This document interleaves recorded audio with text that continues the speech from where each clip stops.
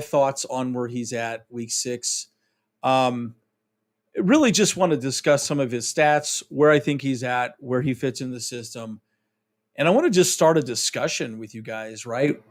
Where do you think he's going? Maybe predictions, and really just kind of get into some of the fronts we're seeing him in as well moving forward. I know we don't have Joey Bosa, so it's a little frustrating. And so, I found an interesting article again that I read a while ago, really sort of talking about Khalil Mack and Joey Bosa, how they're being used in the system versus the Raiders and the Chiefs. And I want to get into that. Also, guys, this is a shirt we have here, Bolt Up Dope Punt. Just bought it on Zazzle. Link in the description below. Obviously, take a look at some of the merch. This is the navy, the darker navy one. Personally, I probably would have gotten the baby blue. I think that would look a little bit better, but this is pretty nice as well too. So obviously take a look at what we got. We got more merch coming as well too. But as always, guys, here with you. Let's get into it.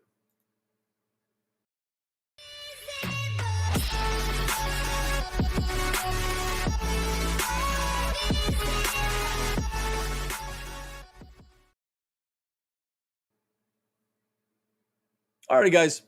So I want to just review really quickly some of Khalil Mack's stats.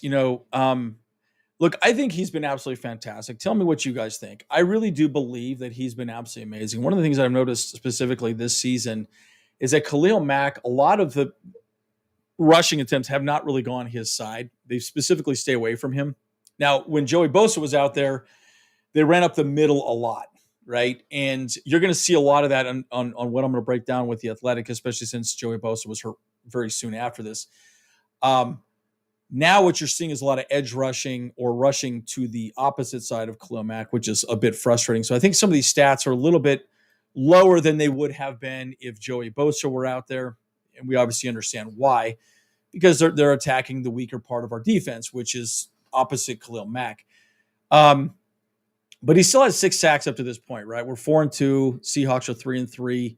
I think we could do very well against the Seahawks. I think we match up very well with them, but we need to play sound defense. Again, the running game is doing very well at this point. It's one of those situations where I sit back and keep asking myself this question, right? How much better would Khalil Mack be if Joey Bosa would? The answer would obviously be much better, right? Because you can double team Khalil Mack at this point, right? They don't respect whoever is rushing on the opposite side of the ball. But what I want to do point out, and then this is week 2, by the way. So it's after week 2. This is the article that I want to go into here with the Athletic. Is that they have to be creative moving forward, right? Again, the whole point was Khalil Mack and Joey Bosa were going to be on the field together. Well, that's not happening now, right? As we know, one of the things that I've been seeing moving forward, and I'll just kind of go through this a little bit. I'll kind of go over this. It's a great little article that Daniel Popper wrote quite a while ago. Really after week 2, but it's nice to see, what's going on. This is right before the Jaguars game that we just laid an egg. By the way, I was at the game as well. Extremely frustrating. I'm going to go through some of the fronts that we're seeing to be creative, and a lot of these fronts are being used again to be creative with Joey Bosa out, right? And so you'll see a couple here that are quite interesting. One of the ones that I want to just highlight is really this one, and then I'll kind of go through a couple more down here at the bottom, but I don't really want to go too deep into it.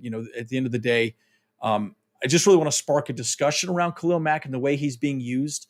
And again, I really want to make sure I understand your thoughts on how he's being used moving forward, because I think he's being used very, very effectively. But this is a great example. So this is Joey Bosa, and obviously we have Derwin James here at the bottom. So Khalil Mack's not even on the field, right? But what they're doing is they're just running the 3-man defensive line fronts and 2 edge rushers, and then obviously 2 linebackers. This is really what you're seeing mostly with the Chargers moving forward, right? Jam the middle, edge rushers moving forward. DJ did not rush a whole lot last week. He did a little bit. He got that one awesome sack up the middle. Drew Tranquil got a sack. Obviously, Khalil Mack got a sack.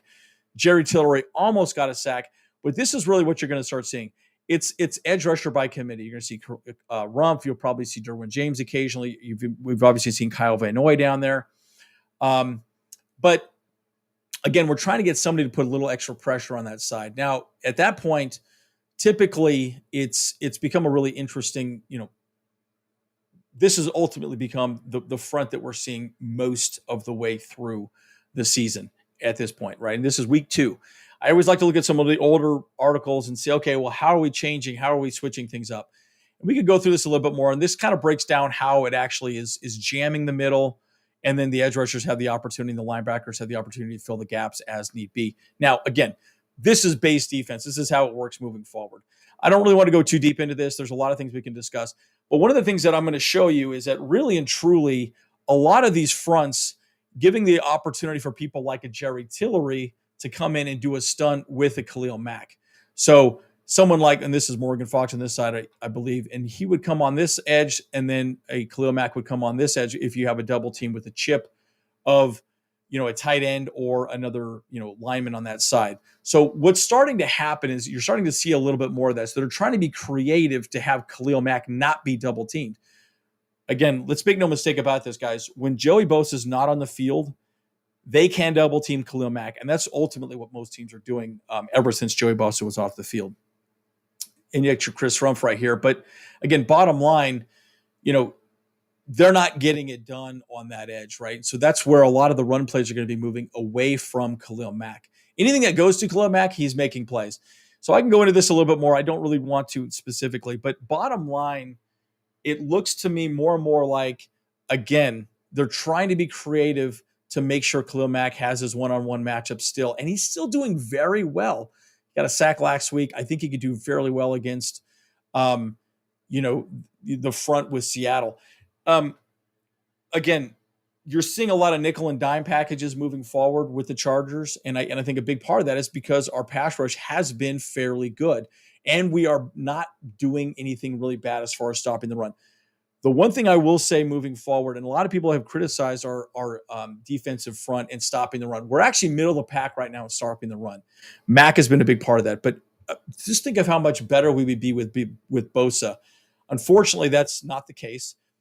But looking back on it, the issue that you have to say to yourself is this. We're not stopping the explosive plays. There are just plays that are just gashing us for a ton of yards. And that's the problem. We are doing fairly well at stopping the run 80% of the time. But those 20%, we're just having these huge gash plays up the middle. And that's what's been killing us moving forward. So you can tell moving forward as this is progressing that they're trying to be creative in getting other ways to, again, make it so Khalil Mack is only on one-on-ones. So I don't want to go too deep into this. I could get really long-winded into this whole breakdown. It's actually quite good. Daniel Popper does a great job breaking down, the pass rushing, the way we're getting to it from a defensive line perspective, from edge perspective. But I really just want to spark a conversation, and I'll leave it here. What do you guys think about Khalil Mack this year? How do you think he's stacking up? Is he everything you thought he would be?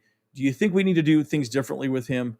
Again, we are trying to get creative. I mean, you're seeing a lot of fronts with linebackers on the edge, Khalil Mack stunting up the middle, still rushing the edge. And again, he's bull rushing players. He's still putting pressures on quarterbacks. I think last week, he had 5 or 6 pressures against Russell Wilson. So, if Russell Wilson wasn't so, he didn't use his legs so much, I think we would have had a lot more sacks moving forward. But again, guys, what do you guys think? How do you feel like Khalil Mack is stacking up? Do you think he's doing a good job? Do you think he's really getting the quarterback enough? Are we being creative enough as a defense to be as productive as we can be? What are your thoughts? And again, guys, take a look at our merch down below. We are going to be continue adding more and more merch as well too moving forward. So as always, guys, Andrew Bolt Bros, bolt up, don't punt. See you guys in the next one.